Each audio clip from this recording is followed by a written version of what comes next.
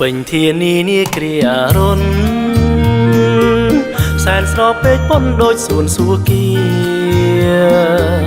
អង្គាខ្ពស់ខ្ពងដោះដាតគ្នា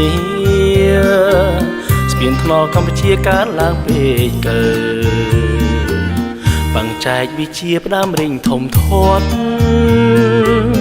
ចម្រើនប្រកបមនុស្សទាំងភ្លើងភ្លើទួងស្នាំងវិស័យមានន័យជ្រាលជ្រៅនាំខ្មែរសំដៅបញ្ចកោណមាគីជំហរដឹកនាំសំដាញ់ថាបតីម្ចាំងចង់កោតថ្មីនាវាកម្ពុជាស្មារតីស្មោះស្ម័គ្រดังចិនការពារជំរុញធានាសន្តិភាពជាតិសម្ដេចព្រះអង្គកម្លាំងកាយាព្រមទាំងបញ្ញាអត់មានពេលឃ្លាតดังចិនអភិវឌ្ឍប្រទេសថែមទៀតបរទេសប្រងព្រាតមូលមកសាងការ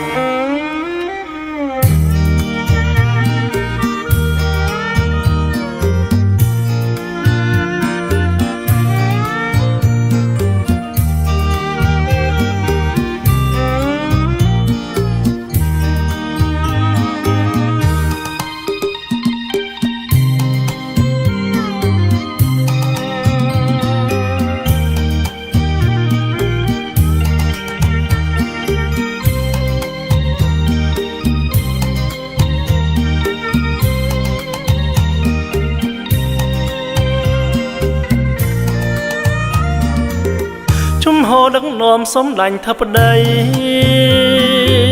ម្ចាំងចង់កោតថ្មីនាវាកម្ពុជាស្មារតីស្មោះស្ម័គ្រดังចិនការពារជំរុញធានាសន្តិភាពជាតិសម្ដេចព្រះអង្គកម្លាំងកាយាព្រមទាំងបញ្ញាអត់មានពេលឃ្លាតดังចិនអភិវឌ្ឍប្រទេសថែមទៀត